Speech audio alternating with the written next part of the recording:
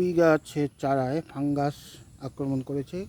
ক্রমাগত প্রতিদিন বৃষ্টি হচ্ছে, তাই ফাঙ্গিসাইড স্প্রে করতে পারছি না। কয়েকদিন আগে করলাম, তো বৃষ্টিতে রয়ে গেছে, আবার ফাঙ্গিসাইড স্প্রে করতে হবে। কালকে সকালবেলা যদি বৃষ্টি না হয় আমি ফাঙ্গিসাইড স্প্রে করব।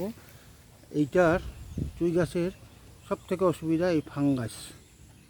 এই অতিবৃষ্টি হলে স্যাঁতস্যাঁতে আবহাওয়ায় ফাঙ্গাস আটকে যায়। আর এগুলো এখনও ভালো আছে, যদি ওখানে ফাঙ্গিসাইড না স্প্রে করি এগুলো কিন্তু আক্রান্ত হবে।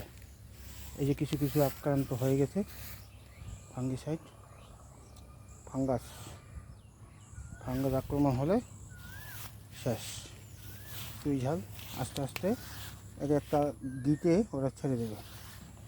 এই যে চারা দেখুন, এই চারা লাগিয়েছি কৌটায় বিক্রির উদ্দেশ্যে। কারো যদি চারা লাগে যোগাযোগ করতে পারেন।